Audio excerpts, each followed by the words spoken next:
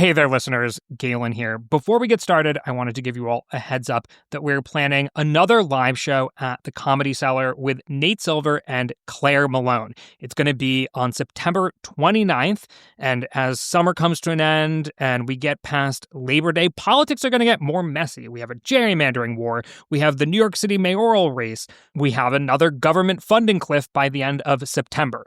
So join Nate, Claire, and me at the Comedy Cellar to make sense of it all, to laugh, share some data, maybe play some games.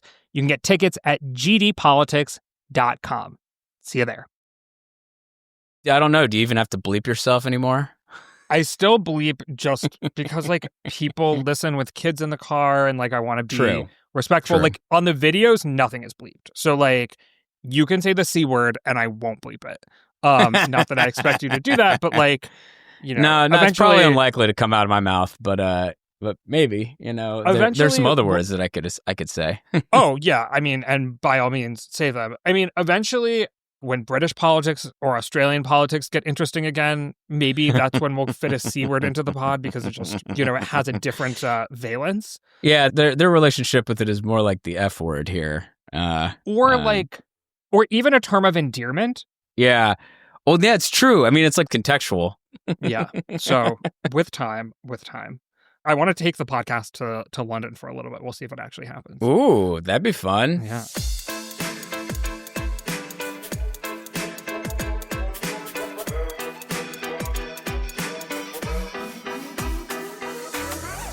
Hello and welcome to the GD Politics Podcast. I'm Galen Druk, and we've got a podcast full of election updates today. We're going to kick things off with the latest in the gerrymandering wars. Both Texas and California have approved new maps in their state legislatures. For Texas, that makes it pretty much a done deal, pending lawsuits. For California, that means the maps now go to the voters to approve. We have some new polling on what California voters think at the start of all of this. Now, eyes turn to Missouri, Ohio, Indiana, and Florida for more Republican gerrymandering, and to New York, Illinois, and Maryland for more Democratic gerrymandering. Next, we're going to turn to the New York City mayoral race, one of the hottest items in this fall's off-year elections. It's getting about as New York as you can imagine.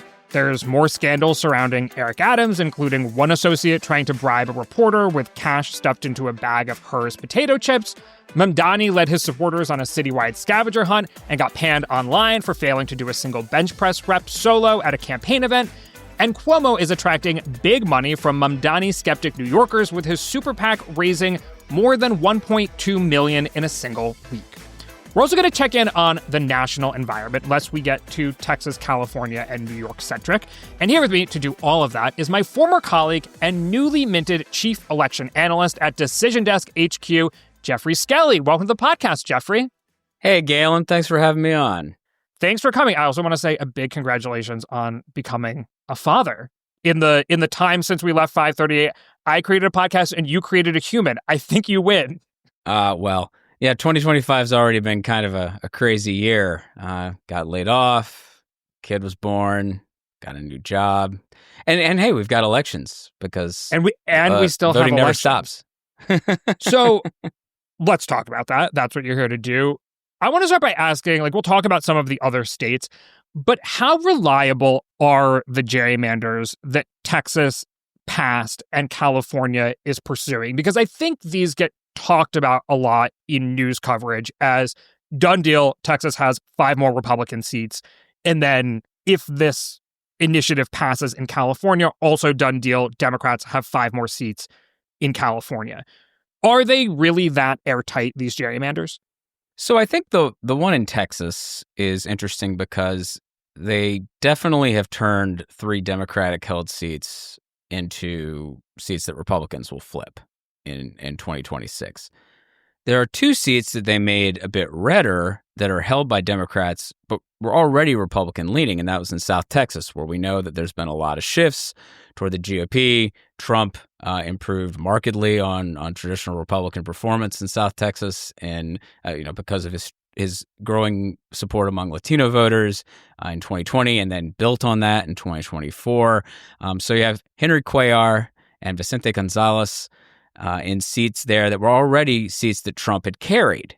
Now, the new map makes them even a little redder, But it is possible that in a Democratic-leaning midterm environment, which is what you would sort of expect historically with a Republican president in the White House, that they could hold on. They could survive under those circumstances. But in the long run, it will be difficult for them to win seats that Trump carried by 10 or a little bit more in 2024. So I think it's either they get three or four seats, but in the long run, they're in a good place to probably get all five. But when you're thinking about the midterm math, it is important, or it could be very important, whether they get all five or they just get three. I think also in our thinking here is what happens to the Latino electorate. Have the shifts that happened from 2016 to 2024 become more enduring, or are they temporary? I think there's some polling. Our friends at Equis Research, where Carlos Odillo, who used to come on the 538 Politics podcast, frequently works, they recently put out new research that shows there's quite a bit of softness there amongst the Latino electorate for Trump. And so oftentimes when there are these coalitional shifts, it'll be like, okay, the last ones in are the first ones out of your coalition once things start to sour. These are people who don't have a ton of experience voting for Republicans election after election after election. So I think how enduring this new coalition is also important, right? Oh, absolutely. I think that's actually one of the other wrinkles to all this, is especially heading into a midterm. Look, midterm elections recently have had very high turnout for midterms historically, but the electorate is still markedly different from a presidential race. Nationally, you go from low 60 to mid 60% turnout of the voting eligible population to 47 to 50% in the last two midterms for the midterm electorate. And of course, if Trump is in the White House, you're probably going to have some more Democratic-leaning voters somewhat more likely on average to turn out, because that tends to be what happens. And we know that turnout in places like South Texas, that there were a lot of voters who I think we would describe as inconsistent voters, or people who hadn't voted before, who did show up. A lot of them voted for Trump. Are they going to show up in a midterm election?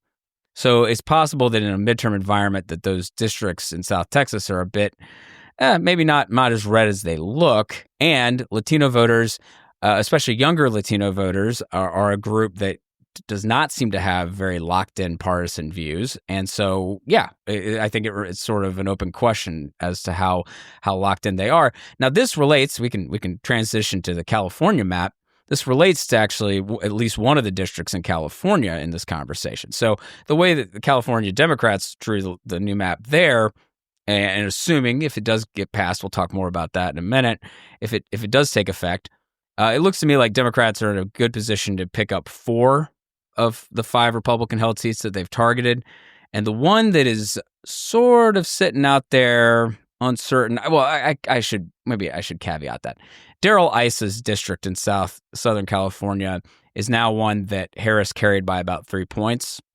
So you would think in a midterm environment, Democrats would have a good shot at picking that up.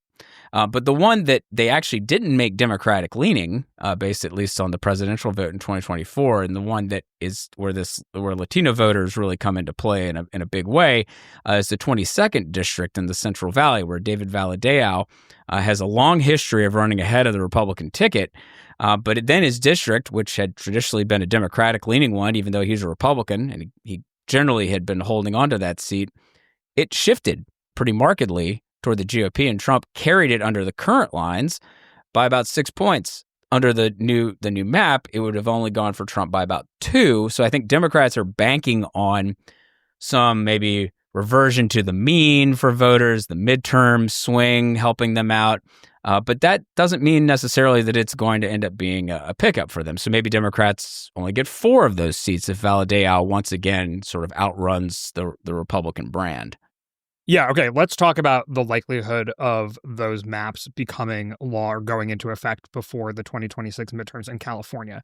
And also, this will get into some of those irregular versus regular voters that turn out in the midterms. A new UC Berkeley poll asked Californians what they think.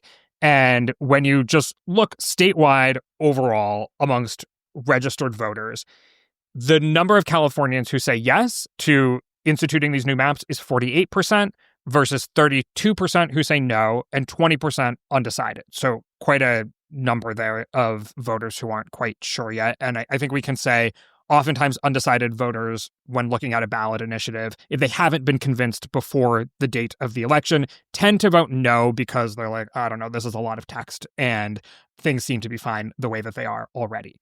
There's a pretty big shift when you go from registered voters to regular voters, which is defined by this poll as folks who have voted in at least 5 of the last 7 statewide elections.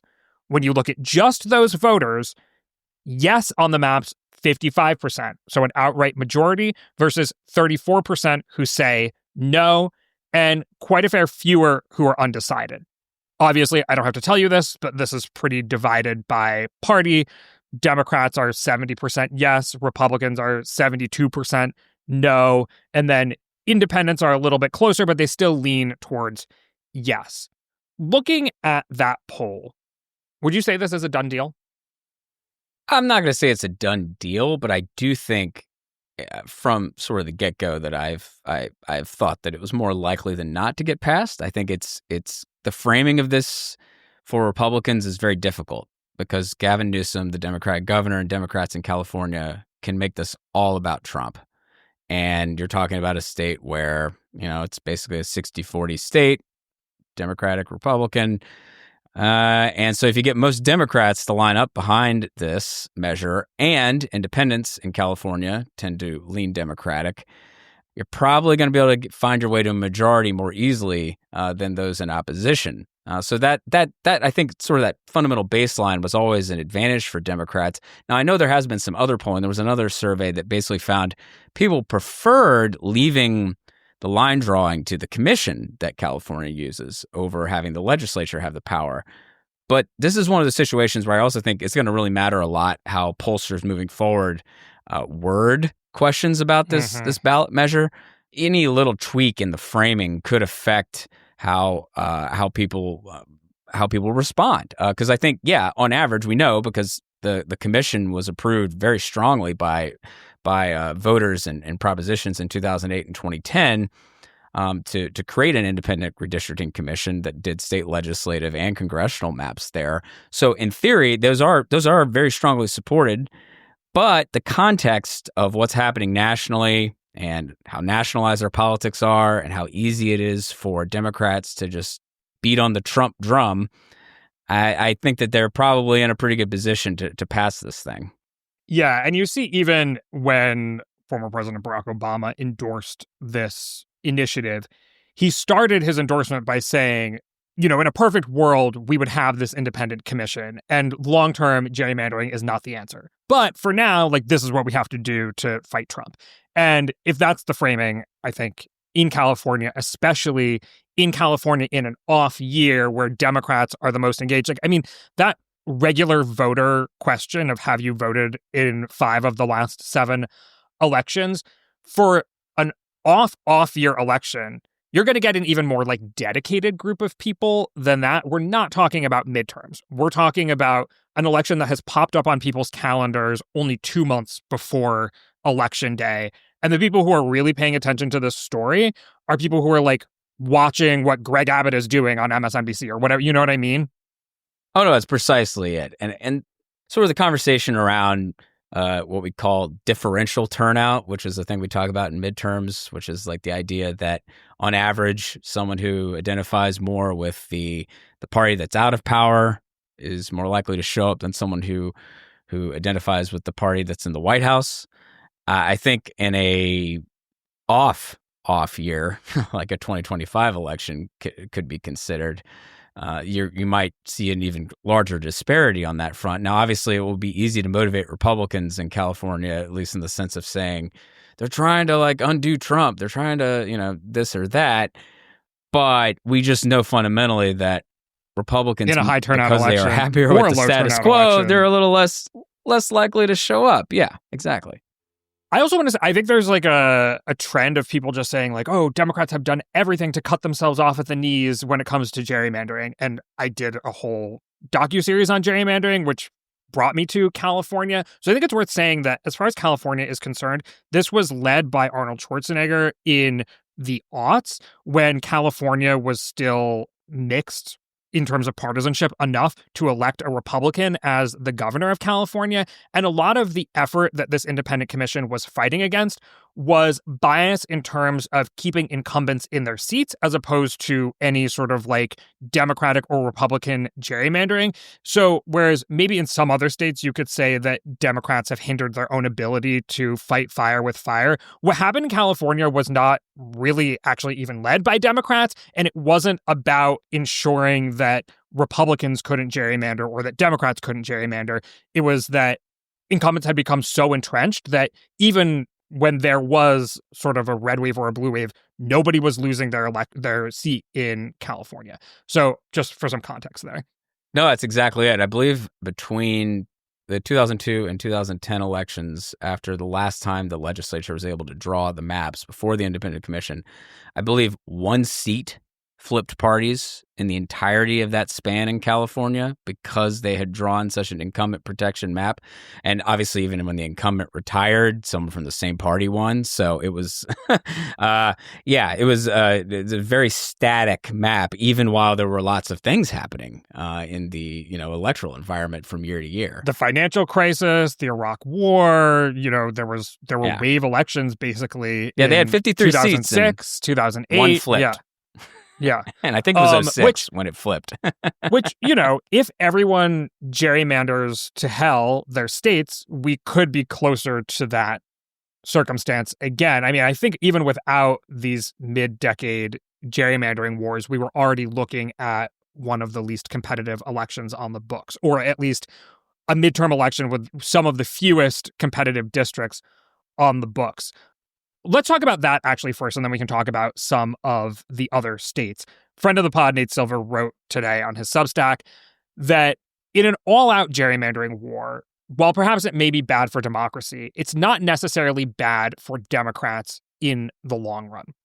And he makes a couple cases there, which is that in the 2010s, there was a differential concentration between Republicans and Democrats that made it easier for Republicans to gerrymander, which is to say the most Democratic districts in the country were electing a Democrat for president, like 95% Democrat versus 5% Republican. Like that's how the Bronx voted in 2016 for Hillary Clinton. Whereas the most Republican district in the country was still electing the Republican more like 80-20, 80% for Trump and like 20% for Clinton or independents or whatever.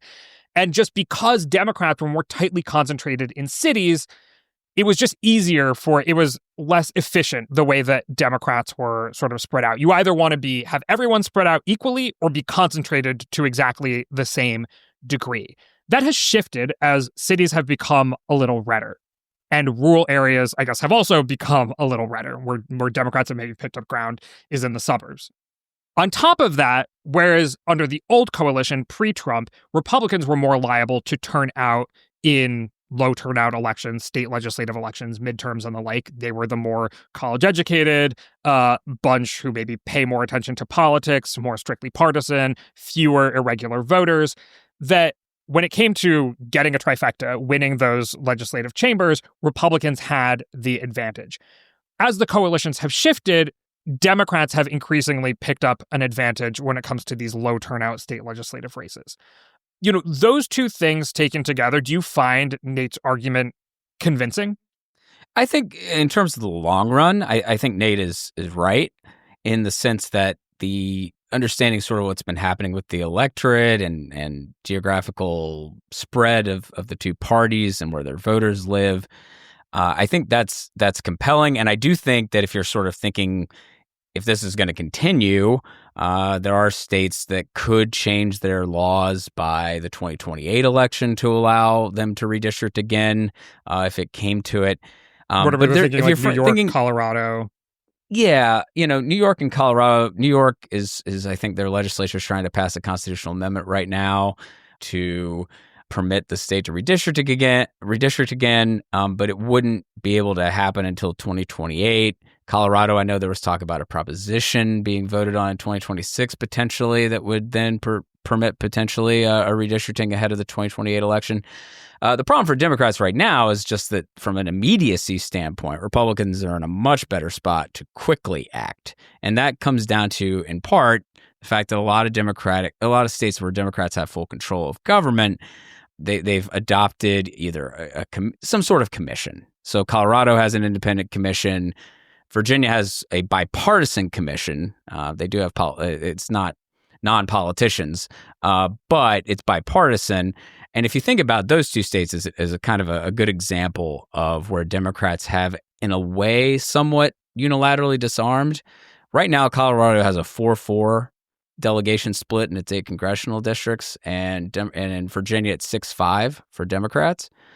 And it would not be difficult to gerrymander Virginia into like a 9-2 Democratic state, or gerrymander Colorado into at least a 6-2 state. I think 7-1 might be a little difficult, but 6-2, yeah, you could do that without much trouble at all. So if you're thinking about Democrats trying to respond to Republican action, because Republicans control more states simply, where the state legislature has control and there's no prohibition on mid-decade redistricting, and the legislature draws the maps. If Democrats are trying to respond, their problem is they have more hoops to jump through to make that happen. I mean, California, they're having to amend the Constitution to try to get around their independent commission. And so that just kind of speaks to from an immediacy standpoint, why Republicans can make things happen more quickly when we're thinking about this midterm election. Okay, so from an immediacy perspective, it looks like Republicans are focusing on Ohio and Missouri. We've already talked about on this podcast, and I think we've even talked about the district around Gary, Indiana. But Florida is perhaps the bigger question. And then for Democrats' part, we already established that New York has to amend its constitution, so this wouldn't happen until post-2026. But there's now some questions about Illinois and Maryland. Can they do something? So where do those big district-heavy states of Florida, Illinois, Maryland to some extent stand? Just to start with the Democratic-controlled states, basically my understanding is there are 3 states. I'll include Oregon there as well. Oregon, Maryland, Illinois, where Democrats have full control and the state legislature draws the maps. The problem for Democrats in those states is that they have just about maximized their potential gains under their current lines already. In Oregon, Democrats can't do better than 5-1, which is where they're at right now. For Democrats in Illinois, they have a 14-3 map. And if anyone who has looked at the congressional lines in Illinois, you'd have to get even more creative to try to pull one more seat out of that for Democrats. So I think that would be it seems unlikely to me that they're going to try to redraw in Illinois. Maryland is 7-1 in favor of Democrats, and you can draw an 8-0 map in Maryland. Yeah, I mean, it gets ugly. Maybe you split the Eastern Shore between 2 districts, but you can do it. The problem there for Democrats is that when they sort of attempted to do something like that during the regular redistricting cycle after the 2020 census, state courts essentially said that's not that basically it's unconstitutional under the Maryland state constitution. So Democrats could try again, but I think it's sort of an open question as to whether or not they'd get stopped based on just the state law and understanding of the state constitution. So this again speaks to like the limitations Democrats have, because those are states where the legislature draws, but they can't really gain. They might be able to gain one more seat if Maryland's able to pull that off. But then you've got Florida, where Florida's a little bit of an interesting question, because Ron DeSantis, the Republican governor, has been talking about basically pressing the case that Florida should have more congressional districts and that it was undercounted in the census, so they should have been apportioned more. How that would get worked out could potentially be very messy. So I won't go into that too much. I just think maybe this is how the U.S. House of Representatives finally expands: is that they try to pass a law adding a couple seats to Florida. More likely, they just simply and they have actually gone ahead and started like a special committee on redistricting in the state legislature. They could pursue a map where, I mean, just looking at the contours of the Florida map, they could probably get 3, maybe even 4 seats that Democrats currently control. I believe the state delegation is currently 20-8 in favor of Republicans. But there are a number of South Florida seats that are pretty close, and one in the Orlando area that you could arguably get rid of one of those for if you're the Republicans. So, if you sort of take maximal gains, like R+4 there, and we were just talking about D+1 from those other states, you throw in maybe Texas 3 to 5, Ohio 2 to 3 for Republicans, Missouri 1, Indiana 1 or 2. Indiana is interesting because you could crack, as they say, and packing and cracking are two sort of redistricting terms. Either you pack your opponents' voters into one into mostly concentrate them in one district, or you crack them across multiple districts. Well, Indianapolis is right in the middle of the state, so if you wanted to, you could crack the 7th district held by Andre Carson between a bunch of districts in Indiana and have a 9-0 map for the GOP there. So you potentially could add 2 seats there as well for Republicans. And so basically what you're getting here is you're getting to the point where it's like, I don't know, 7, 8, 9, 10 net seats. And that's not even without bringing in what really would be the huge question mark is if the Supreme Court were to say Section 2 of the Voting Rights Act is unconstitutional. If that happened, and so states in the Deep South where there are majority black seats that could be essentially cracked across multiple red-leaning districts. Mississippi could get rid of their 1 seat. Alabama could get rid of their 2. Georgia could probably reduce theirs from 5 to 3. Louisiana from 2 to 1. I don't know if they could crack New Orleans. That might be challenging. The point is, you could really see how this could benefit Republicans in terms of just the net seats won from gerrymandering. All right. Well, we're going to keep our eyes on this because I think it's important how this all plays out. And we will see whether an all-out gerrymandering war ends up with more bipartisan support for reform or just far less competitive maps overall. But let's move on and talk about the New York City mayoral race. First, a break. Today's podcast is brought to you by Metaculus. We talk plenty about betting markets on this podcast as a way to gauge the likelihood of future events. Metaculus is just like that, except you don't actually have to bet your own money. At Metaculus, you can get better at predicting what's coming next on current events, public policy, geopolitics, AI, and more, all while contributing to greater clarity on critical issues. You can even win cash prizes for accurate forecasts and insightful comments. And I've read your emails, listeners. I think you would clean up. Right now, you can forecast the likeliest 2028 Democratic nominee. Gavin Newsom has the best odds with a 21% chance on Metaculus. That tweeting must be doing something. On the Republican side, J.D. Vance has the best shot with a 50% chance.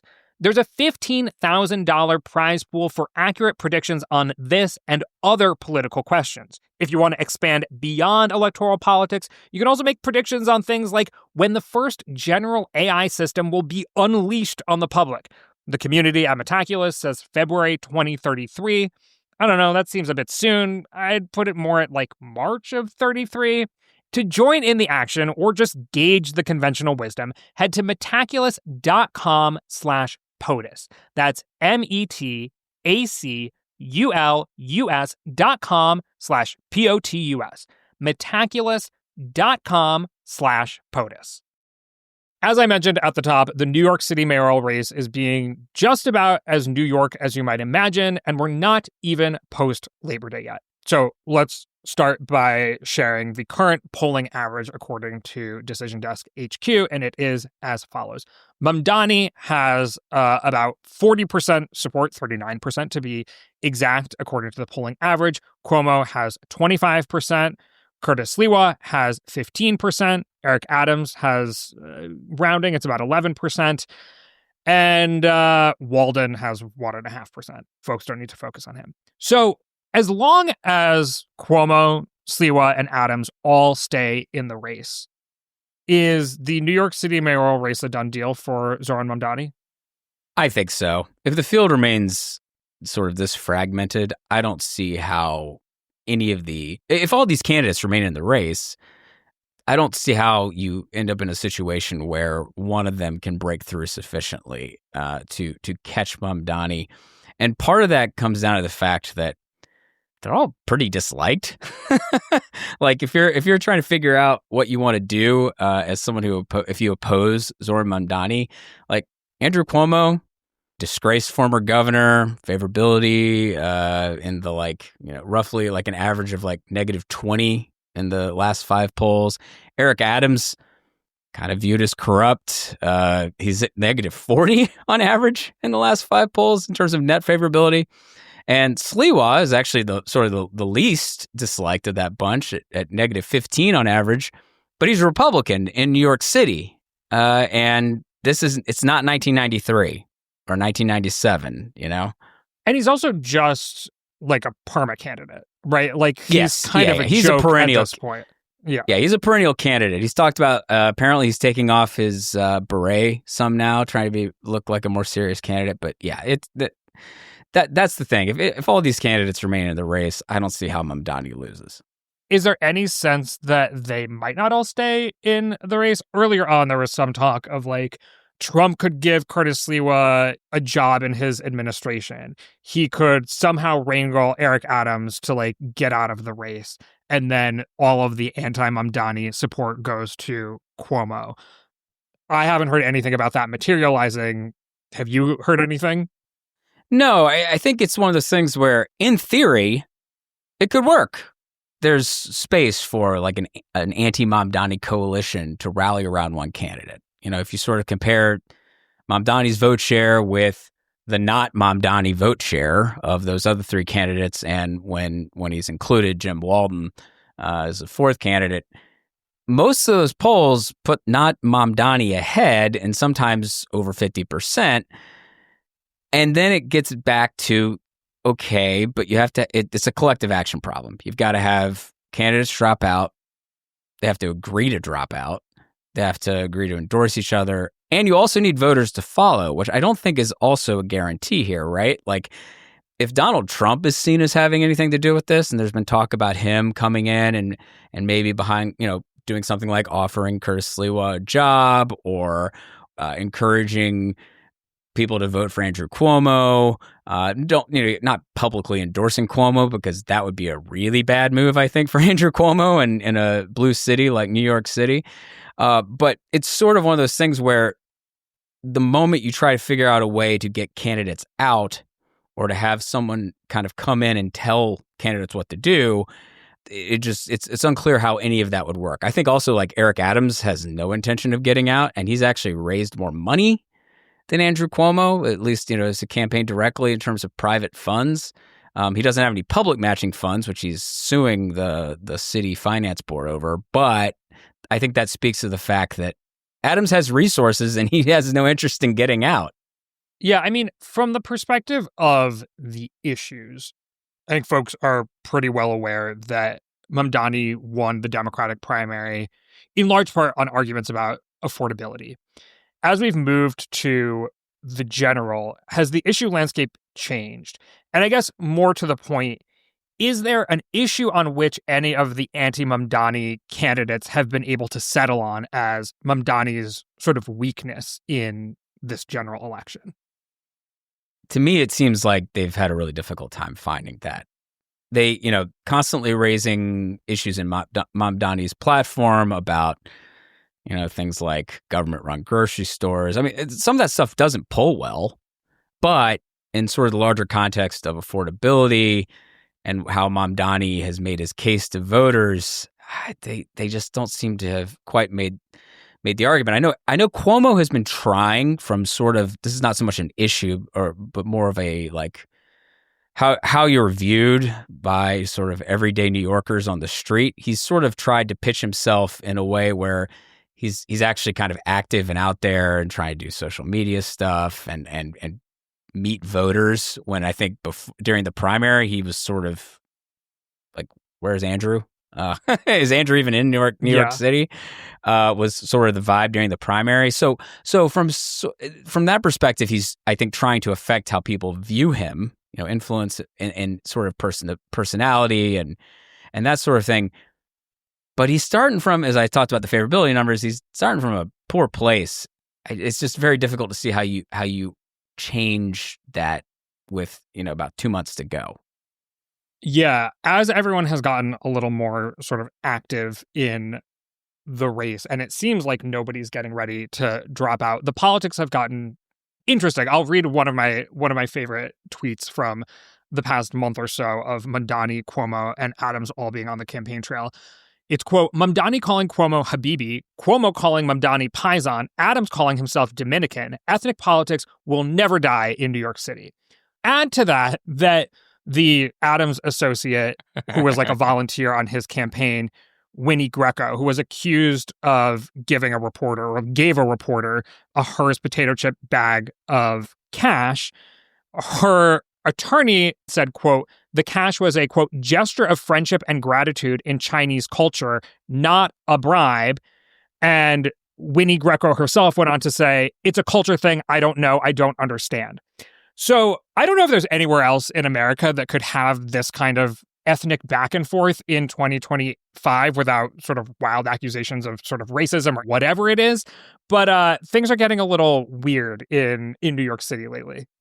Yeah, in our latest newsletter of the Bellwether, which is the newsletter I have over at DecisionDeskHQ.substack, I wrote about it this way. I was like, the stories with Adams, they're bordering on farce. Because, I mean, the idea that an Adams associate would just hand a potato chip bag with another little bag inside of it with, a few $100 bills, it's just like...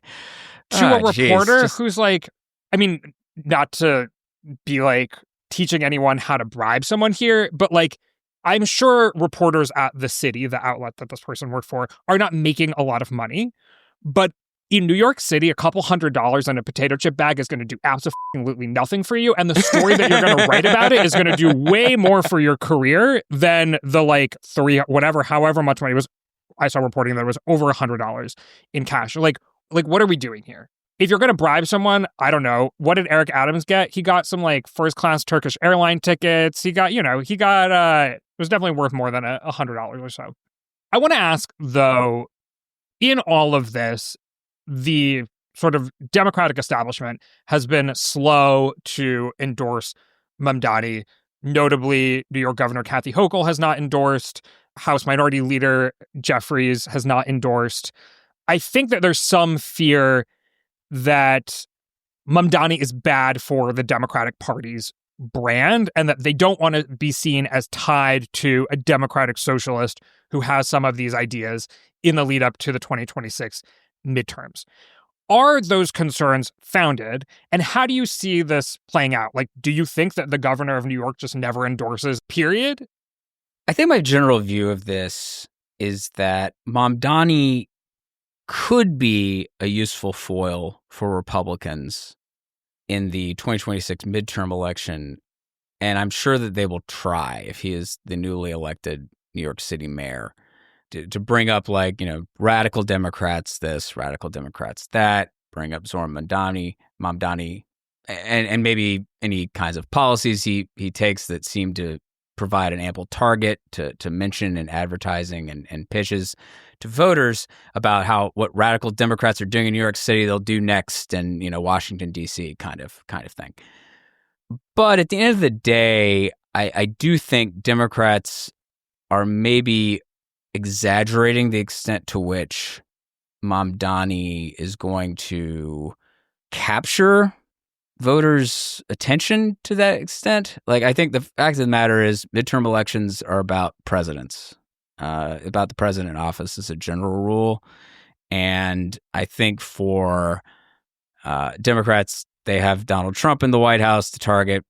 People are going to be mostly thinking about the president and things going on with the federal administration rather than what's happening in New York City. New York City is not representative of the country, to say the least. So I would say that I can understand why some high-level Democrats are keeping their distance, because I do think, getting back to some debates I know you recently covered, moderation can be more effective in winning in elections. At least I'll take that side of the argument on that, at least to some extent. But again, running in like New York City versus a swing district in the House are two very different things. And I think at the end of the day, the larger story is going to be Donald Trump and what's been going on with the country as a whole, rather than what's happening in New York City. So while I understand the reticence around Mamdani and among some Democratic leaders. I think if you're sort of thinking about the context of the next election, the 2026 election, I think they might be overstating the importance of keeping their distance to that extent, at least.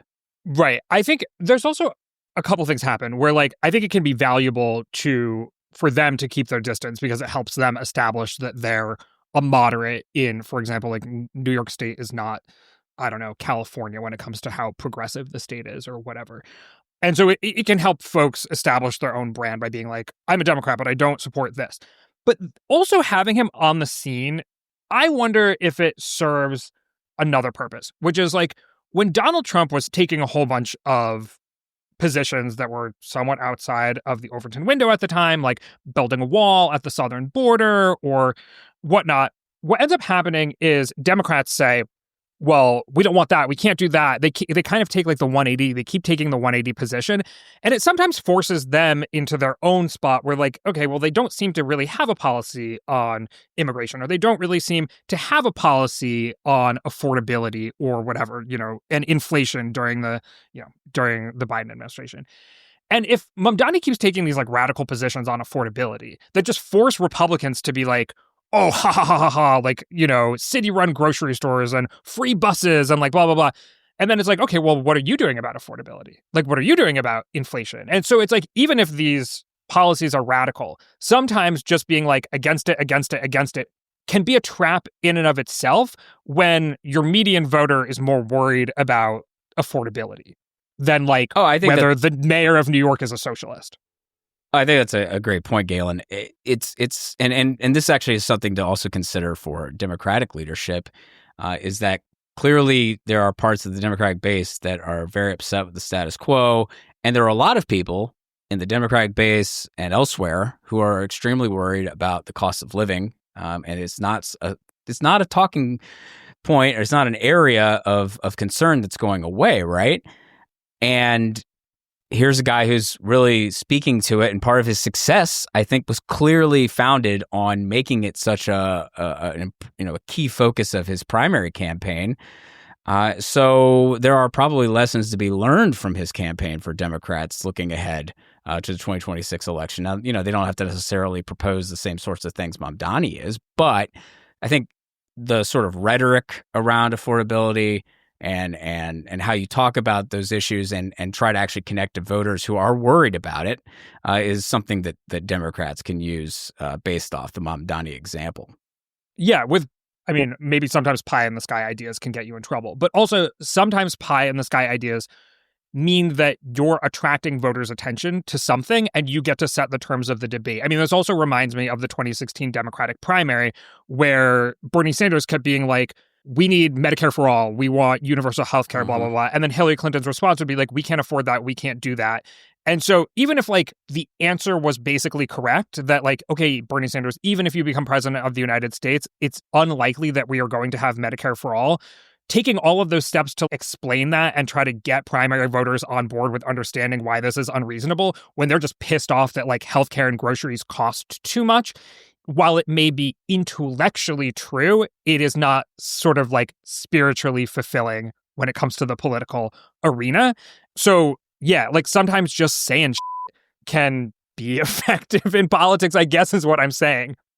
Yeah, I mean, I think it helps to have some sort of underpinning to that, which I think is, Mamdani can make these pitches because he seems genuine in what he's, it's not just out of left field, right? And I think people would say that about Donald Trump talking about immigration. He's come across as very genuine with his views on that and how he wants to try to address issues related to that. So even when sometimes the policy stuff gets a little confusing or mixed up about it, people kind of know where he stands. And so for Mamdani to know where he stands on affordability, which is he's trying to figure out ways to make the cost of living go down, to make life more affordable, make it a little easier for people to get by.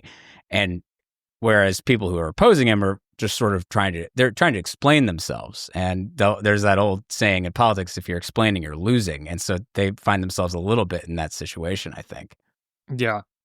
Okay. I want to talk a little bit about the national environment before I let you go, because you've recently written about this specifically. You wrote a piece called Democrats and Republicans both have reasons to feel optimistic about 2026. But let's start by setting the table for a second. Over at Decision Desk HQ, your generic congressional ballot average shows Democrats leading Republicans by about 2.5 percentage points. How does that compare with past midterm cycles? Does that put Democrats in a good spot?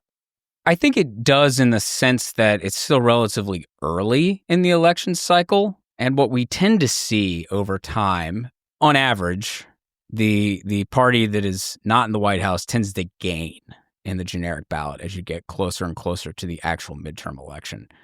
And so if you think, well, there's a chance that that could happen again, then that's probably good for Democrats to already be slightly ahead at this point, because if they can gain a few more points, if it's D plus 6 or 7 or something by the time you get to the midterm election, that's a really good sign for them in terms of outdistancing Republicans and having a chance at winning a majority, and perhaps winning, even with all the redistricting chatter, winning a decent number of seats to have at least a little breathing room when it comes to a House majority.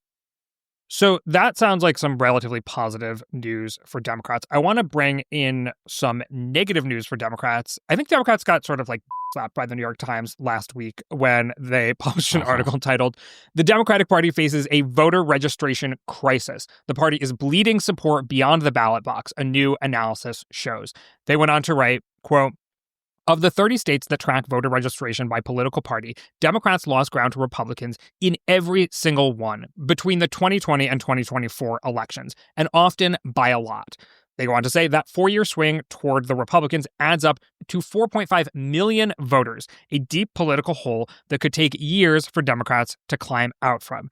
And when it comes to trends in terms of who those people are, they say, quote, "The shifts previewed Democratic weaknesses in 2024. The party saw some of its steepest declines in registration amongst men and younger voters, the Times analysis found, the two constituencies that swung sharply toward Mr. Trump," end quote. So how worried should Democrats be about that Times analysis? Oh, I think they have plenty of reasons to be worried about that. I mean, people are choosing actively to say, I belong to this party when they register to vote, or they're taking the time to say, I no longer belong to that party and now I belong to this party, in terms of actually going through the trouble of switching that. And so if people are disproportionately switching from one side to the other, that at least signals some trouble for the party that's losing voters. So I think it's unquestionably not good to be on that side of the trend. Fair. Yeah. I mean, that's the kind of brilliant analysis that people pay me for. It's like, oh yeah. I think where it gets a little harder to say. So I'm sort of thinking in terms of the next election, right? I don't know if this really says much about the midterm elections, for instance, but it may say more about the 2028 election and sort of understanding where the electorate is moving forward. Yeah, I was going to ask actually how you make peace between, okay, like the country is leaning towards Democrats by 2.5 percentage points, and we just got off a 4-year period where Democrats were losing ground. Is it just like, okay, this kind of usually happens? There was a really unpopular Democrat in the White House, and maybe, and I know, historically speaking, it doesn't usually happen to this degree, but we just got off of a 4-year period with a really unpopular Democrat in the White House.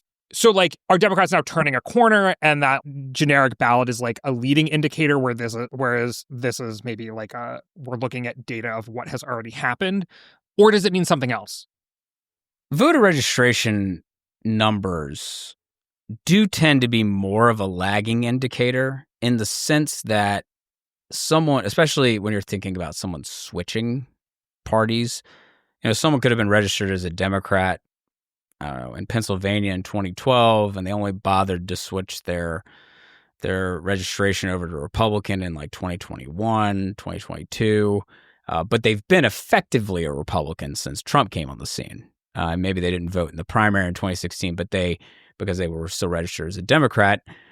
But they've been voting Republican in the general election regularly. So in that sense, it's like, okay, now the registration number is essentially reflecting reality more than it did previously.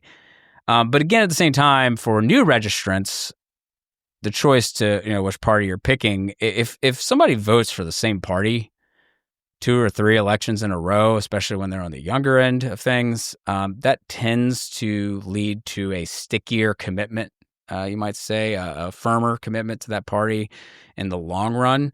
So that's like why, on the one hand, when I think about the 2026 midterm elections, I don't think these numbers particularly say that much, also because fewer people turn out, and we know that Democratic-leaning voters are probably going to be somewhat disproportionately more likely to turn out because there's a Republican in the White House. But where the big question is this the sort of thing that continues as we move toward 2028? And on the one hand, I think Democrats can be hopeful that, well, Donald Trump's president again. He's not terribly popular. Maybe this will be bad for the Republican brand, and therefore the Democrats will benefit. On the other hand, the other complication in all of this is that more and more people are registering as independent. Like, if you look at voter registration numbers back in the day, the share of people who registered as independent or not affiliated with no party has really shot up and that actually is challenging for sort of making sure you understand like where those people stand, because we know in terms of like how people actually vote, few people are independent. There's just not a lot of people who are actually truly independent voters. Most people lean one way or the other. However, independent voters in one state, say like a California, might lean Democratic. Independent voters in another state, perhaps in North Carolina, might lean Republican, or at least are more 50-50. And so kind of what happens with those voters, and a lot of those voters are younger to begin with, people who are registering for the first time, registering as independent. I think that's where it's just sort of like, okay, this trend is bad for Democrats. Increasingly, people have got to win over people who register as independent, which makes them maybe harder to know exactly where they stand on things. And that's where it's like, I think, a real open question about what this could mean for the next presidential election in particular. So it's bad for Democrats, good for Republicans. How good for Republicans is maybe a question of how many of those independents long-term end up voting with the Republican Party. Obviously, many of the young people who have recently registered with the Republican Party, and the piece went into like how young men particularly are increasingly registering with the Republican Party. That is downright good for the Republican Party, bad for Democrats. But there's maybe some caveats around the other pieces of information. So we have already talked here about some reasons that Democrats should feel optimistic, some reason that Republicans should feel optimistic. Are there any other parts of your analysis, your piece, that you want to shout out before I let you go? Yeah, I mean, I think just generally the party that's not in the White House does tend to do better in midterm elections. And that's something that I think Democrats are counting on. And Donald Trump does not have a particularly high approval rating, seems to be in the mid-40s, depending on the average you're looking at. But kind of on average of the averages, he's in like the mid-40s.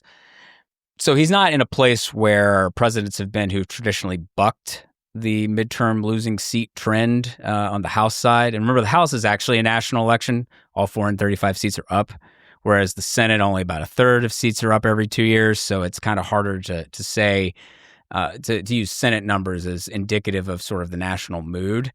But for Republicans, we've talked about redistricting. That is a potential benefit for them. There's no question that they could pick up a few seats. I'm not sure that they can pick up enough to undo, if Democrats are in a position where we would expect them to win like 25, 30 seats or something, redistricting's not going to save the day for the GOP, but it obviously could much reduce a potential Democratic majority if that's how things pan out. And I think the other thing Republicans have going for them actually is that they're not defending a lot of Democratic-leaning seats.